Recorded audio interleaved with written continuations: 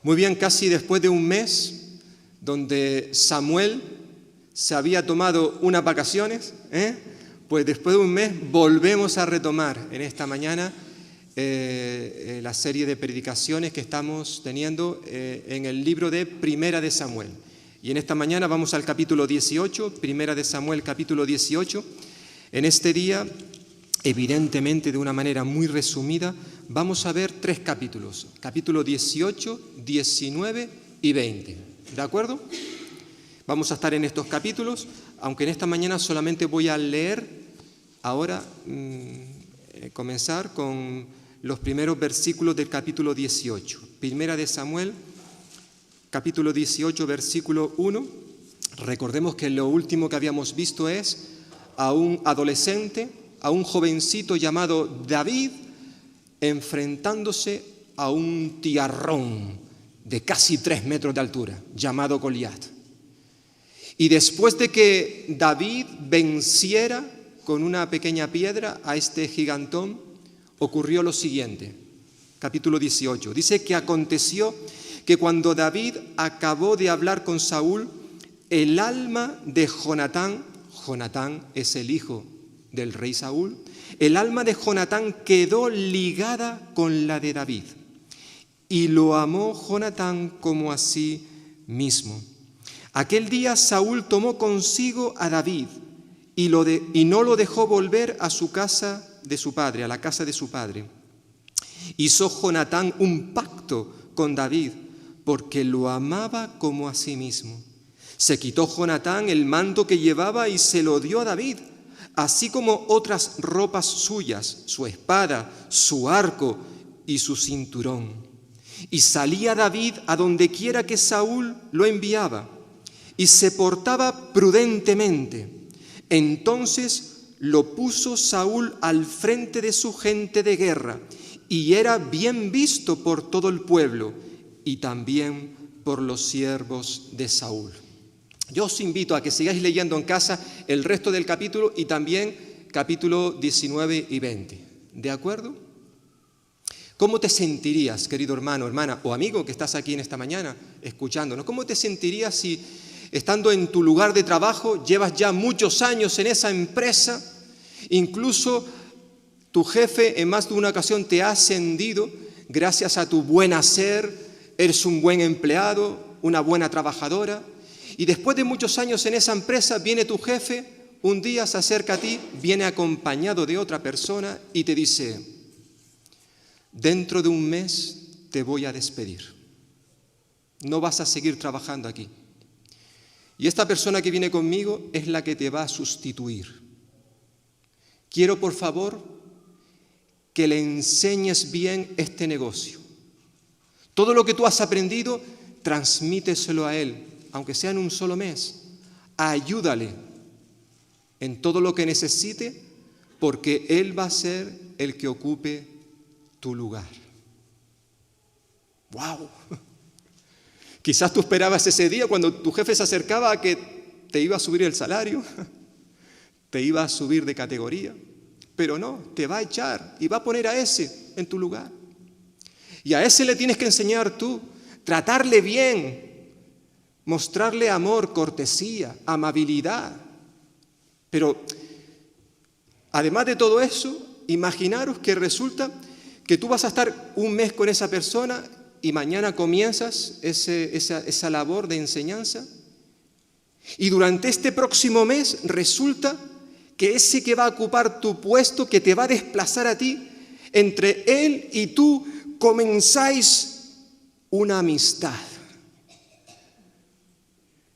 Esa persona te cae bien y poco a poco entre él y tú se va formando una entrañable amistad. Os convertís en amigos. ¿Eso es posible? ¿Eso puede ocurrir hoy en día? Hemos leído unos primeros versículos de este capítulo y en cierta forma del capítulo 19 al 20 nos relatan ese corto periodo laboral del rey David, del jovencito David, no era todavía rey, ¿vale?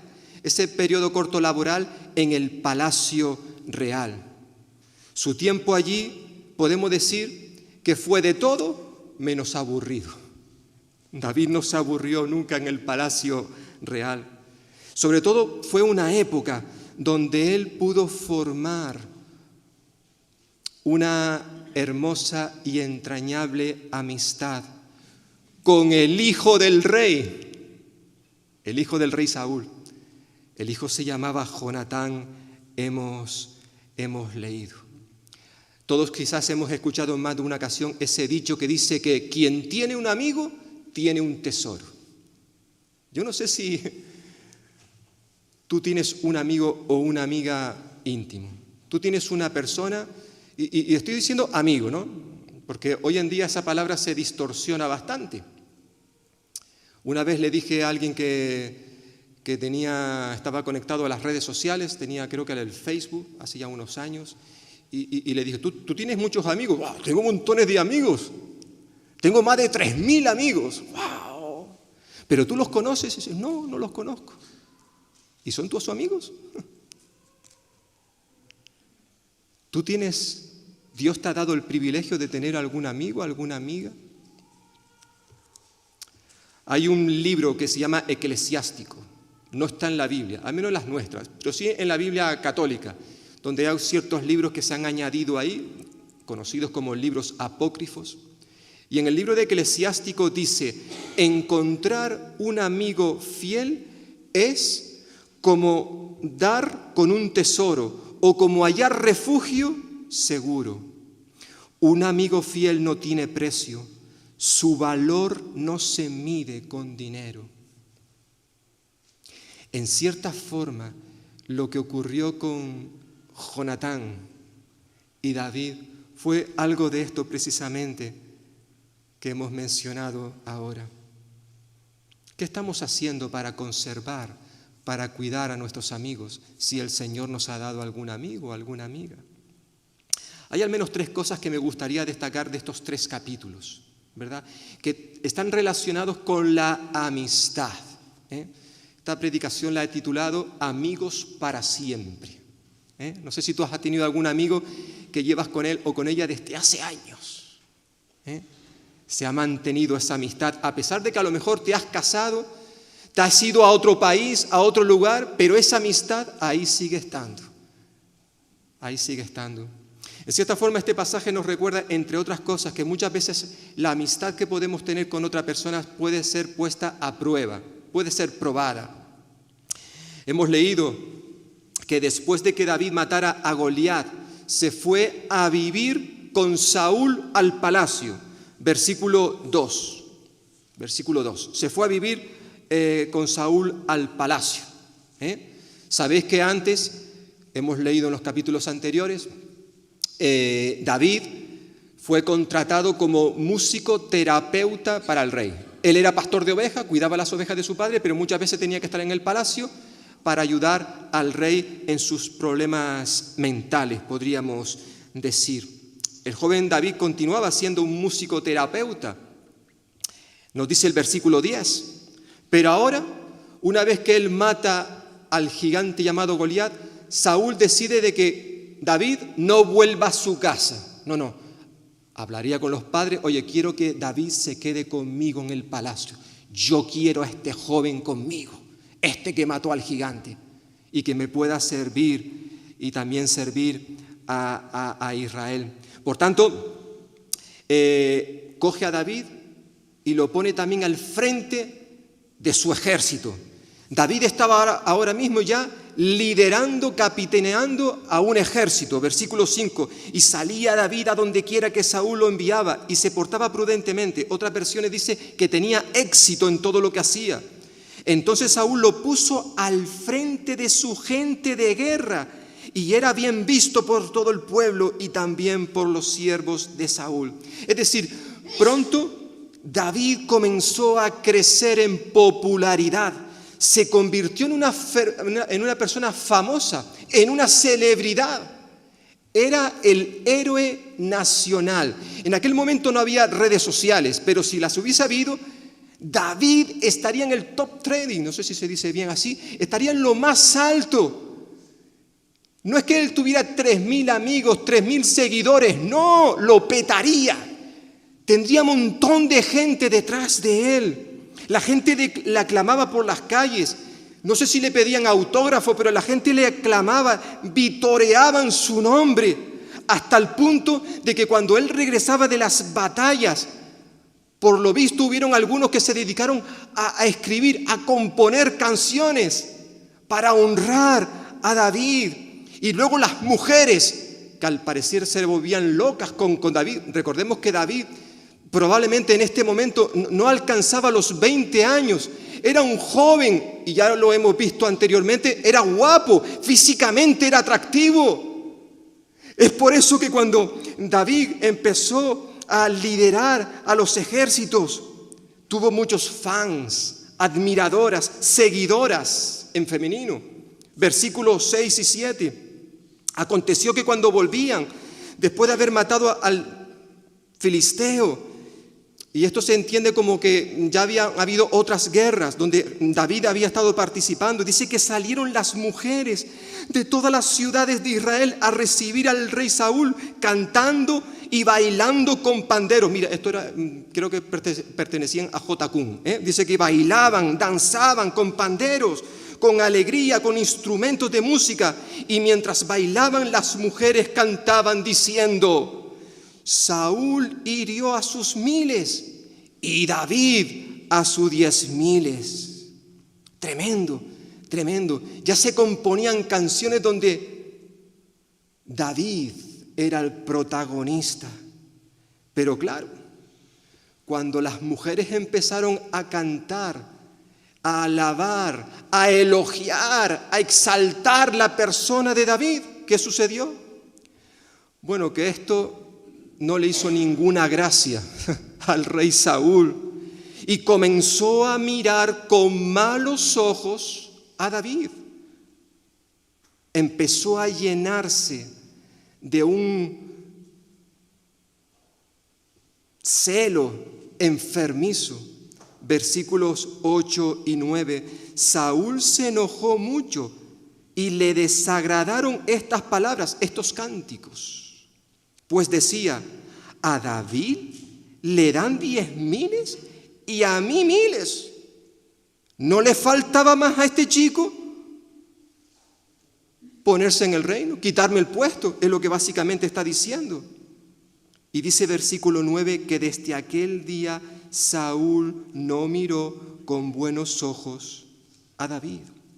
A partir de aquí, a partir de este momento, vemos cómo Saúl, el rey Saúl, comienza a hacer todo lo posible por quitarse de en medio a David.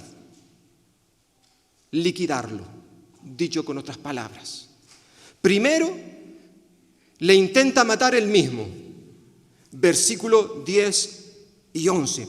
Aconteció uno de esos días donde venía el espíritu malo que se apoderaba de Saúl. Dice que David estaba tocando, fijaos, la humildad. Hemos destacado, entre otras cosas, de David su humildad. Él seguía, a pesar de que lideraba los ejércitos de Israel, obtenía grandes batallas, él seguía siendo médico, terapeuta o músico para David, para el rey Saúl, mejor dicho. Allí estaba tocando su arpa, versículo 10 y 11, y en ese momento aprovechó Saúl, que tenía la lanza, una lanza en su mano, se la lanzó a David para clavarlo en la pared. Dice versículo 11, pero David esquivó la lanza. Y esto ocurrió hasta en 2 veces, nos dice el relato. Pero luego, en vista de que no pudo matarlo esos días, Saúl diseña otra estrategia. Pensó que era mejor no mancharse él mismo las manos. Voy a hacer que otros maten a David. Quiero que me lo quiten del medio. Ya no aguanto a este chico que me está intentando quitar el trono. Por tanto, diseñó otra estrategia. Y comenzó primeramente ofreciéndole a una de sus hijas para que fuera su esposa, para que él se convirtiera en su yerno. Recordemos que en el capítulo 17 habíamos leído que Saúl había dicho: al que mate a Goliat, lo voy a colmar de premios. Entre otras cosas, le voy a dar a mi esposa, a mi hija como esposa. Y en este caso tendría que ser la hija mayor. Fijaos, versículo 18. Versículo 17 del capítulo 18. Entonces dijo Saúl: voy a darle por mujer a Merab, mi hija mayor. Pero si seguimos leyendo veremos que esto simplemente fue una estrategia. La idea de Saúl era: mira, lo voy a enviar al campo de batalla. Versículo 12, fijaos, temía, porque tenía temor, miedo Saúl de David, por cuanto Jehová estaba con él. Y de Saúl se había apartado. Por eso Saúl lo dejó o lo alejó de su lado y lo puso al frente de 1.000.000 de hombres. ¿Con qué intención? Fijaos, versículo 17 al final. Para que no fuera su mano la que se levantara contra él, sino la mano de los filisteos. Es decir, lo voy a enviar porque seguramente poniéndolo a la cabeza del ejército, alguna flecha, alguna lanza, alguna piedra, que se resbale, lo que sea, ese se va a morir. Y así no lo mato yo, que lo maten otro. Ese fue el plan que ideó Saúl, pero como vemos, eso no funcionó. Y para colmo, como no funcionó, pues Saúl, en vez de darle su hija Merab, como estaba prometido, pues su hija se la dio a otro. Nos dice aquí el texto. Pero Saúl tenía otra hija, se llamaba Mical, que estaba loquita por David, estaba enamorada, amaba a David. Versículo 20, que Mical, otra hija de Saúl, amaba a David. Por tanto, cuando Saúl se enteró de esto, le ofreció a su hija: mira, no te di la otra, te voy a dar esta. Eso sí, David dijo: mira, es que yo soy pobre, yo no tengo nada que ofrecer, no tengo nada para dar como dote. Y Saúl le dijo: no te preocupes. Eso sí, en vez de dar mi dinero, te voy a pedir que vayas contra los filisteos y mates a 100 hombres. Claro, nos dice el pasaje que Saúl realmente hacía esto con la intención de que David muriese en ese intento. 100 filisteos, eso es una locura, seguro que va a morir. Pero el tiro le salió por la culata a Saúl. ¿Por qué? Porque David fue y no mató a 100 filisteos, dice el pasaje, no, mató a 200, al doble, y por tanto le tuvo que dar a su hija. Lo cierto es que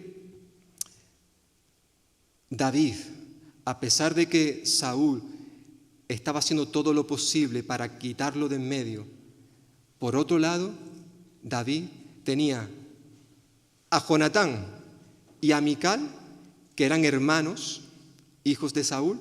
Los dos, nos dice el texto bíblico, que amaban a David. Es decir, no iban en su contra. Y no solamente amaba Jonatán y Mical a David, sino todo Israel, versículo 16.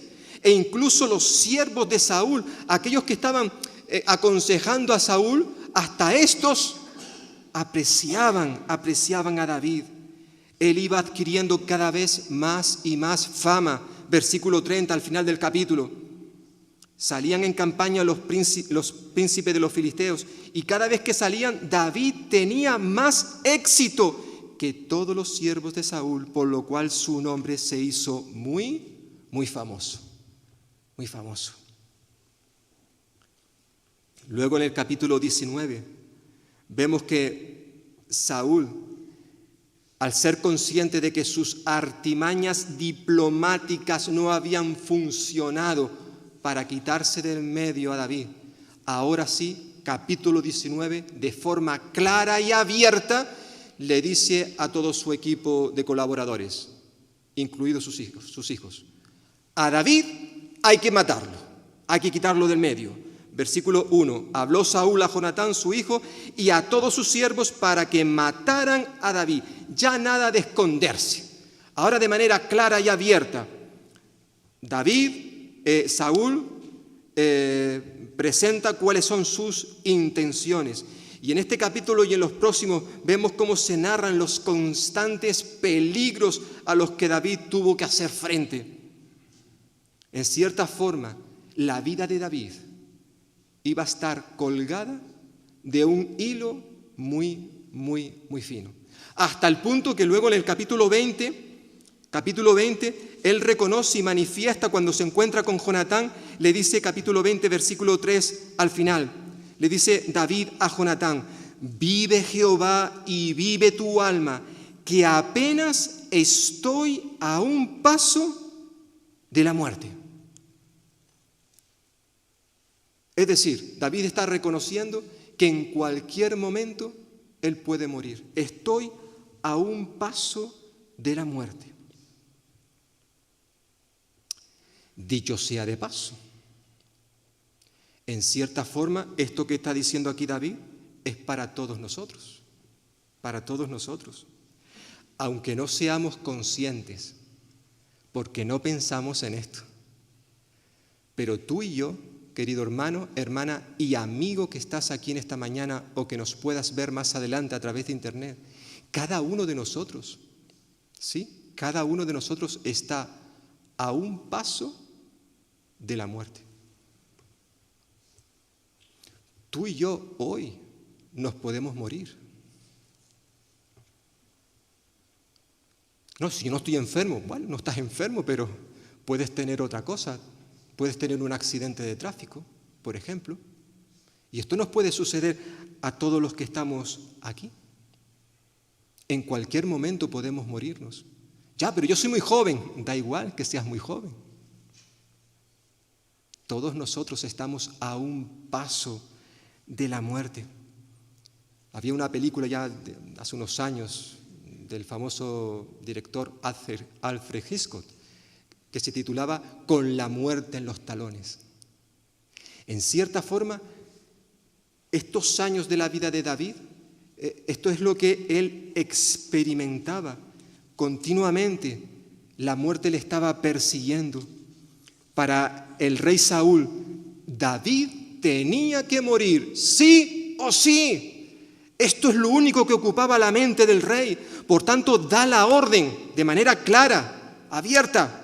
Hay que matar a David. Y si, hermanos y hermanas, si no hubiese sido por la intercesión y también la intervención de ciertas personas, David habría sido asesinado. Y hay al menos 3 personas en este capítulo que se nos recuerda que Dios utilizó para proteger la vida de este jovencito. Por un lado está su amigo Jonatán, el cual, cuando ya su padre de manera clara y abierta le dice hay que matar a David, entonces Jonatán se acerca a su padre y le habla con amor, con dulzura. Padre, le dice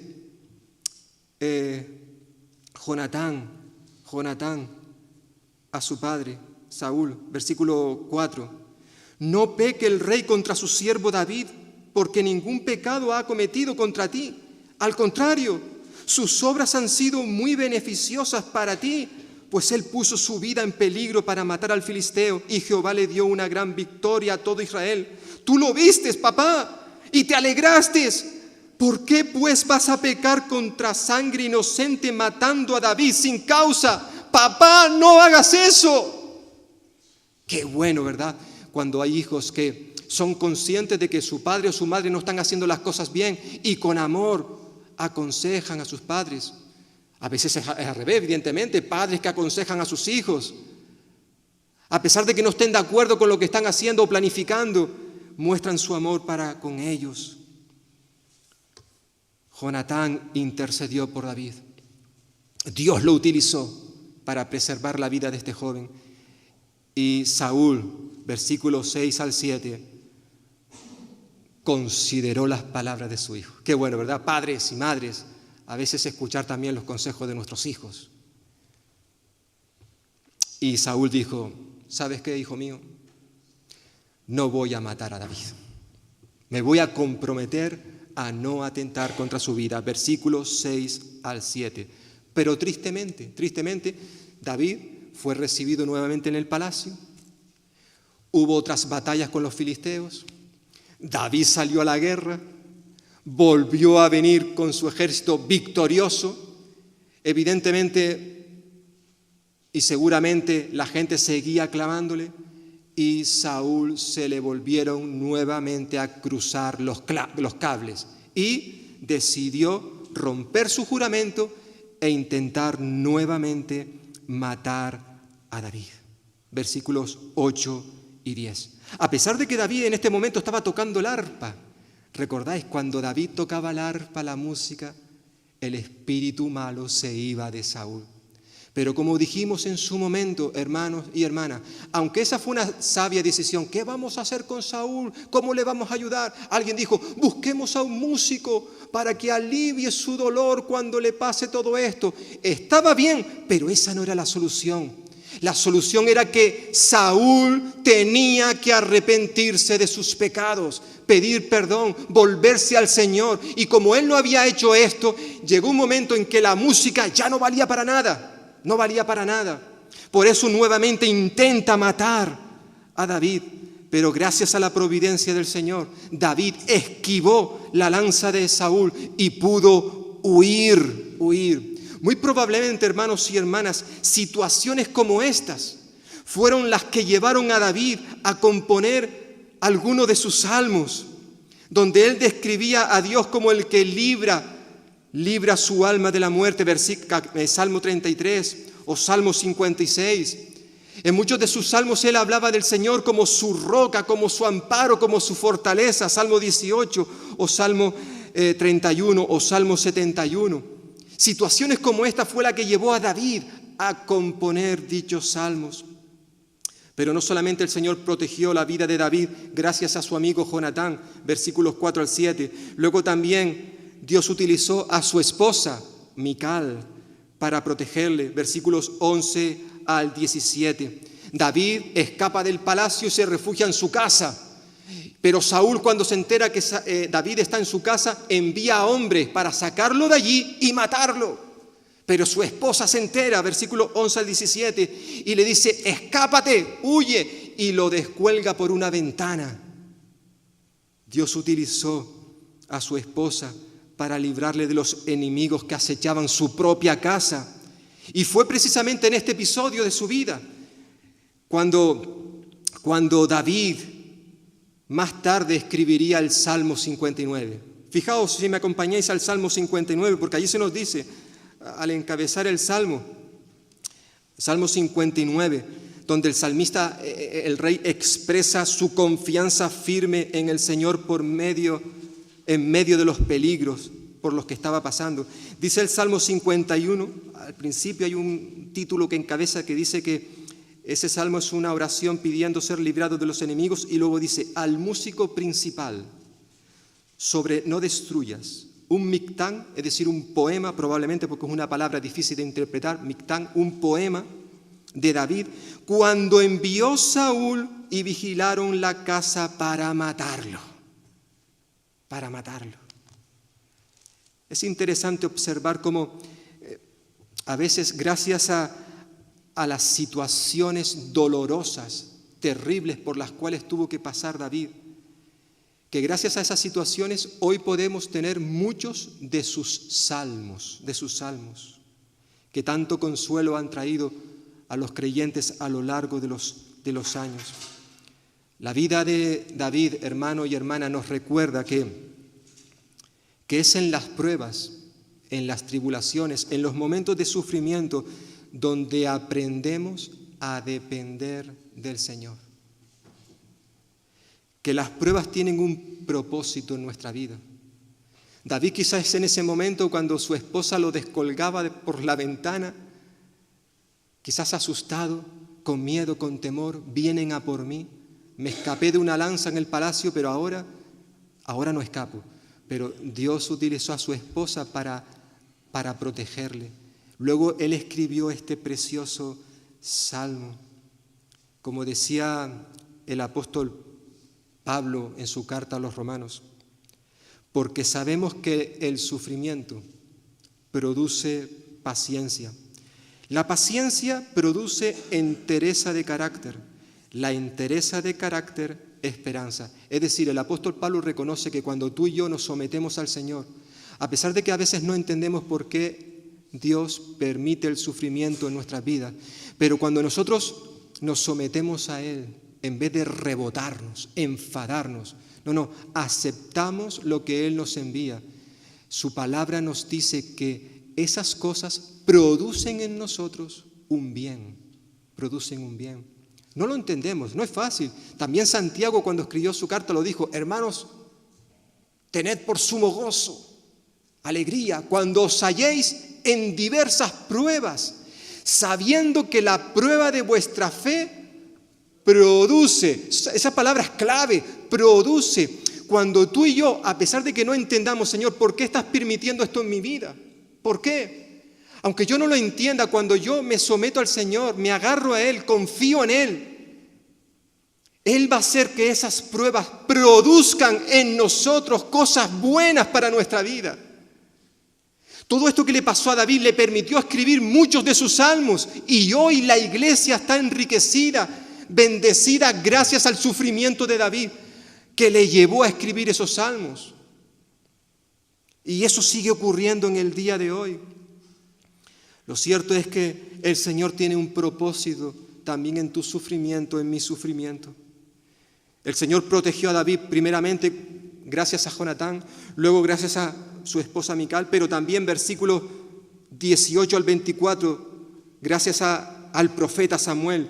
David huye y se va a Ramá, donde está el profeta Samuel, al cual le informa de todo lo que estaba sucediendo.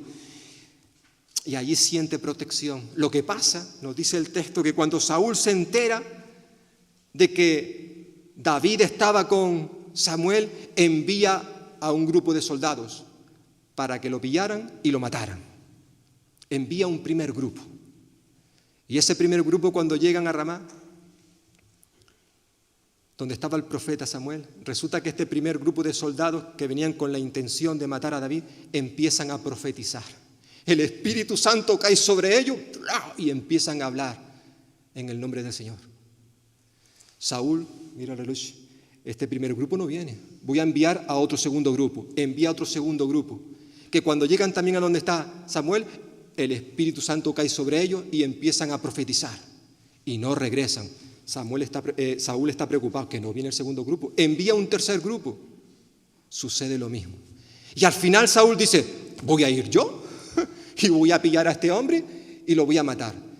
Va Saúl y resulta que también el Espíritu de Dios cae, como ocurrió en el pasado, cae sobre Saúl y Saúl empieza a profetizar. Versículos, como he dicho, del 18 al 24 del capítulo 19.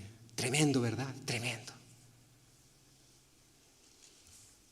Algunos piensan, bueno, ¿por qué ocurrió esto? ¿Por qué Saúl, con lo malo que estaba haciendo, por qué el Espíritu de Dios vuelve a caer sobre él de tal manera que profetiza? Bueno, no lo sabemos, hermanos y hermanas.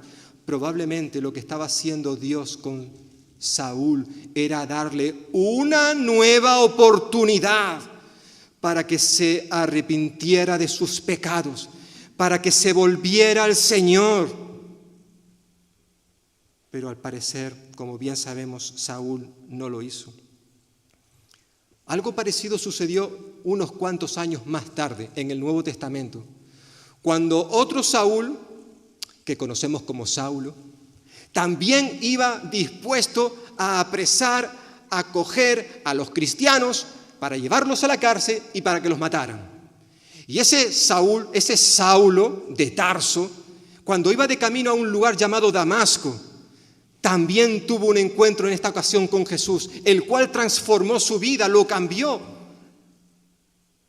La diferencia entre estos dos Saúles es que el de Tarso, el del Nuevo Testamento, hubo un cambio que perduró para el resto de su vida, Muy probablemente el Señor le estaba dando una oportunidad a Saúl para que se volviera. Tristemente sabemos que él no aprovechó esa oportunidad. Y amigo y amiga que estás aquí en esta mañana, o que nos puedas ver más adelante a través de internet, hoy Dios te está dando una oportunidad a ti Probablemente no sea la primera, ya te ha dado otras más para que tú le conozcas, para que tú te arrepientas de tus pecados, para que tú le pidas perdón y que Él te salve, que Él te restaure. Hoy Dios te sigue ofreciendo, dándote una nueva oportunidad. ¿Qué vas a hacer? ¿Qué vas a hacer? El domingo pasado, ante una audiencia aproximadamente de 300 personas, donde la mayoría no eran creyentes, cantábamos un himno que nuestro hermano Jesús Villar había pedido que se cantara con toda seguridad, pensando él en las personas que habrían en su entierro. Un himno que dice que nuestra vida acabará. Sí, tú y yo un día vamos a morir. Lo hemos dicho hace un momento. Todos nosotros estamos a un paso de la muerte. A un paso. Podemos morir hoy, el próximo mes o dentro de 40 años. Pero un día vamos a morir. Y en esta mañana el Señor sigue buscando a todos aquellos que aún no son de Él. Como tú que me estás escuchando, amigo, amiga. Ese himno dice, busca a Dios. Mientras tenga tiempo, busca a Dios. ¿Por qué? Porque si no lo haces, un día la puerta se cerrará y se acabarán las oportunidades. Busca a Dios. Busca a Dios. ¿Qué vas a hacer en esta mañana? ¿Le vas a seguir dando la espalda a Dios como hizo Saúl? Llegaremos ya a un capítulo donde hablaremos de su muerte. Busca a Dios. Lo cierto es que la amistad, nuestras amistades en cualquier momento se pueden romper. Todas pasan por momentos de prueba, pero la amistad que había entre Jonatán y David fue una amistad que duró para siempre. Capítulo 20. Hay un proverbio muy hermoso, Proverbio 17, que dice, en todo tiempo ama el amigo. En todo tiempo. En todo tiempo. Mientras que Saúl se quedó en Ramá profetizando allí, David aprovechó para escapar y reunirse nuevamente con su amigo Jonatán, con el cual se desahoga. Jonatán no puede hacer otra cosa sino que escuchar a David, mientras que David, quizás llorando, entristecido, no entiende lo que está pasando. Por eso le dice a su amigo Jonatán, capítulo 20, versículo 1, ¿qué he hecho yo? ¿Qué he hecho yo? ¿Cuál es mi maldad? ¿Cuál es mi pecado contra tu padre para que busque mi muerte? O dicho de otra manera, ¿por qué me está pasando esto a mí? Si yo no he hecho nada que merezca la muerte. Es lo que está diciendo David aquí con Jonatán, versículo 1 del capítulo 20. ¿Y cuántas veces habremos hecho tú y yo esta pregunta? Y otras personas. ¿Qué he hecho yo? ¿Qué he hecho yo? ¿Por qué me está pasando esto? Si soy un cristiano, ¿por qué Dios permite el sufrimiento? ¿Por qué Dios permite que esté sin trabajo cuando necesito un trabajo? Porque tengo una familia, una esposa, unos hijos. ¿Por qué Dios permite ciertas cosas en nuestra vida? David no tenía constancia de haber hecho algo que mereciera su muerte desde el día que le conocimos. Mientras cuidaba las ovejas de su padre, hasta este momento no hemos visto nada malo, entre comillas, nada malo en él que lo haga merecedor de la muerte. Nada. Todo lo contrario. Lo que vemos es a un joven que destacó, lo vimos en su momento, destacó por su disponibilidad, su disposición para servir al Señor, su humildad, su sinceridad. Un hombre conforme al corazón de Dios. Era un joven ejemplar que de la noche a la mañana pasó de ser un desconocido en Israel, a ser aclamado y amado por todo el pueblo, por toda la nación. Pero ahora se ve que se había convertido en el objetivo, en la diana del rey Saúl, que quería matarlo a toda costa. Todo lo que había conseguido David hasta este momento, lo que había recibido relativamente en poco tiempo, estabilidad, seguridad, identidad, todo comenzó a desmoronarse como si se tratase de un castillo de naipes. En un abrir y cerrar de ojos se vio privado de su posición, del privilegio que tenía siendo uno de los líderes del ejército de Israel. Se vio privado de su esposa, de su familia, de un consejero espiritual llamado Samuel, y ahora en este capítulo de su amigo Jonatán. ¿Y cuántas personas, quizás tú y yo también entre ellas, hemos experimentado algo parecido? Hemos depositado nuestra confianza quizás en la familia, en nuestra esposa, nuestro esposo, o nuestros padres, nuestros hijos. O quizás hemos depositado nuestra confianza en nuestro poder adquisitivo, nuestra economía, el dinero que tenemos en la cuenta corriente, el tener un buen trabajo, una iglesia que nos ame, que nos cuide, que nos mime, líderes espirituales que honran al Señor, quizás buenos amigos. Hemos puesto nuestra confianza en todas esas personas y cosas, pero un día, de la noche a la mañana, todo eso nos falla. Una cosa hoy, mañana otra. Y eso nos desespera, nos desanima, nos entristece, nos llena de amargura. Pero ¿dónde estaba el problema?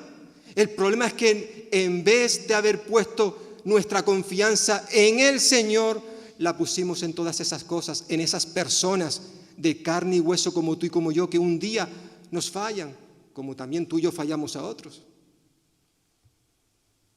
Por eso la importancia de vivir una vida en la cual podamos poner nuestros ojos, confiar en el Señor Jesús, anclar nuestra vida, nuestra identidad, nuestra seguridad en Jesús, la roca eterna. Por eso el salmista podía decir: Dios es nuestro amparo y nuestra fortaleza, nuestro pronto auxilio en la tribulación. ¿Quién? ¿Los amigos? ¿Las amigas? No, Dios. Por tanto, aunque la tierra sea removida, decía el salmista, yo voy a seguir confiando en el Señor. Yo sé en quién he creído y yo sé que Él me va a guardar, me va a proteger, aunque los demás me fallen. Al final estos dos amigos hicieron un pacto solemne, planificaron una idea para averiguar si realmente tenía que huir, ser un fugitivo o quedarse en el palacio. Ahí tenéis todos los detalles. Lo cierto es que si esta amistad entre Jonatán y David pudo perdurar, fue porque tenía como base el amor. Ya hemos leído los primeros versículos. Probablemente, hermano y hermana, primeros versículos del capítulo 18, no hay en la Biblia un ejemplo de amistad tan estrecha, tan entrañable como la que hubo entre estos dos hombres, Jonatán y David. Según el texto bíblico hemos leído, versículo 1, que una vez que Jonatán conoció a David, nos dice, versículo 1, que el alma de Jonatán quedó ligada, o dicho de otra manera, encadenada con la de David. Una cadena que jamás se rompió. Y además sigue diciendo, versículo 1, que Jonatán lo amó a David como a sí mismo. Aunque no solemos dar mucha importancia a este personaje bíblico, a Jonatán, es sin duda una de las personas más grandes, extraordinarias, generosas que encontramos en la Biblia. Nos cuesta entender por qué Dios no quiso que Jonatán fuera el rey de Israel. Podía haberlo sido perfectamente. Jonatán reunía todas las cualidades necesarias para haber podido ser un gran rey. Los relatos bíblicos describen a Jonatán como una persona noble, fuerte, leal, valiente, comprometida, sabia.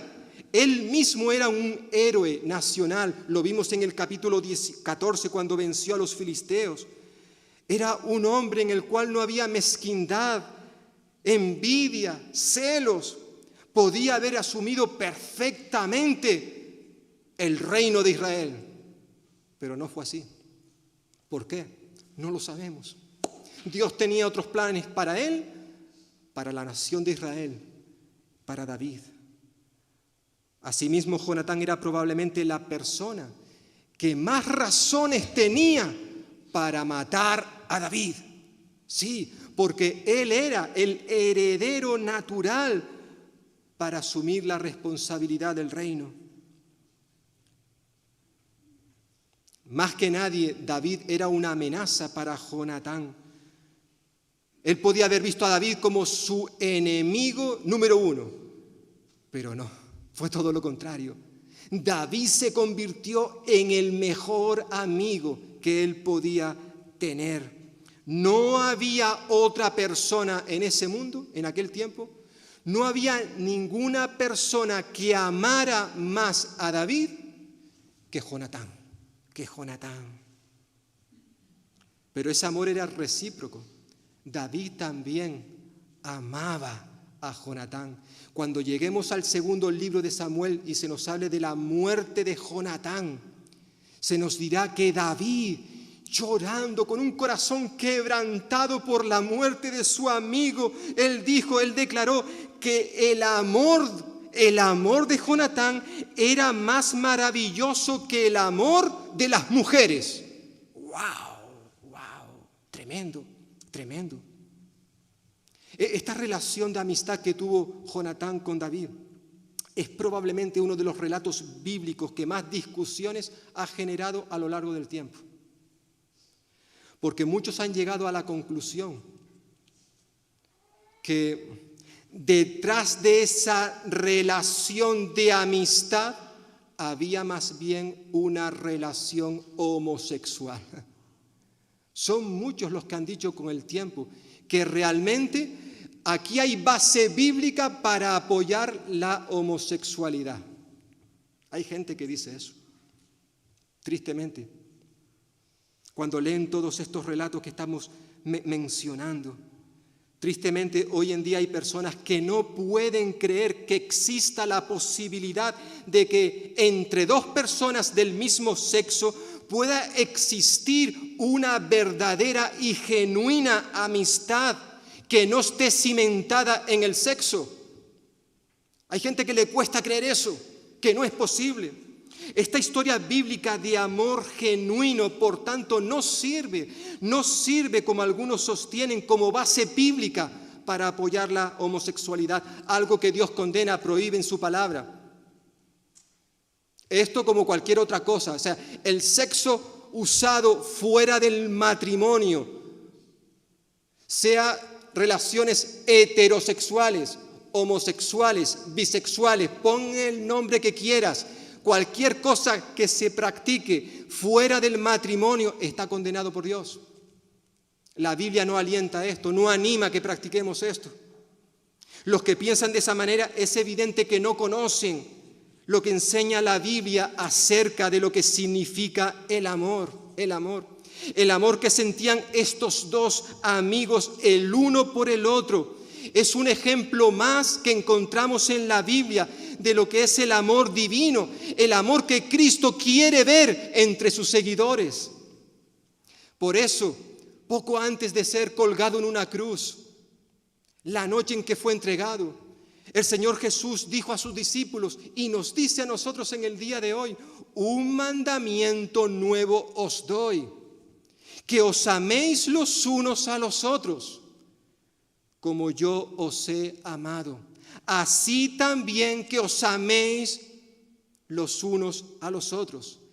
Esta clase de amor es la que experimentaban, tenían Jonatán y David.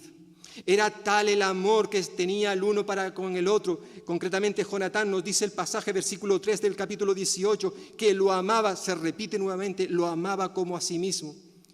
Y fue tal el amor que Jonatán hizo un pacto para sellar ese amor. ¿Qué es lo que hizo? Bueno, Jonatán se despojó, versículo 3 y 4. Léelo, versículo 3 y 4. Jonatán se despojó de su manto exterior. Era el manto que lo identificaba como heredero, como príncipe del trono. Y ese manto se lo entregó a David, juntamente con otras prendas de ropa. Además le entregó su espada. Jonatán le dio su espada, su arco y su cinturón. Y hermanos y hermanas, al darle todas estas cosas a David, Jonatán estaba declarando públicamente que él renunciaba a sus derechos como futuro rey. Y que esos derechos se los otorgaba a David. A David. Jonatán se desprendió de todas estas cosas porque en cierta forma, hermanos y hermanas, la esencia del amor es darse, ofrecerse, sacrificarse por el otro. Y eso lo tenemos resumido de manera perfecta en ese texto tan hermoso que conocemos como Juan capítulo 3, versículo 16, donde se nos dice que de tal manera amó Dios al mundo que para demostrarlo dio, ofreció, entregó a su único Hijo. ¿Para qué? Para que todo aquel que en Él cree no se pierda, sino que tenga vida eterna. Hermanos y hermanas, cuando el texto nos recuerda que Jonatán se desprendió, se despojó de sus ropas, lo hizo para vestir con ellas a David.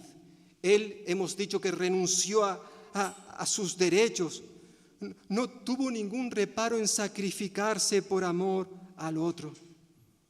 Y esto evidentemente es una imagen preciosa que nos lleva, que nos traslada, que nos hace mirar a la cruz del Calvario, a esta mesa ahora mismo que tenemos aquí en esta mañana.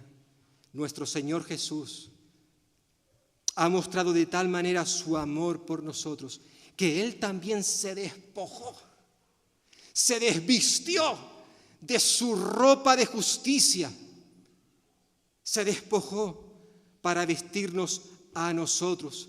Aunque Jesús tenía naturaleza real, Él pertenecía a la realeza, no se aferró a su posición, nos dirá el apóstol Pablo en su carta a los Filipenses. No se aferró a su posición, sino que se despojó de esos derechos que tenía como rey. Se quitó su manto de justicia y con ese manto nos vistió a nosotros.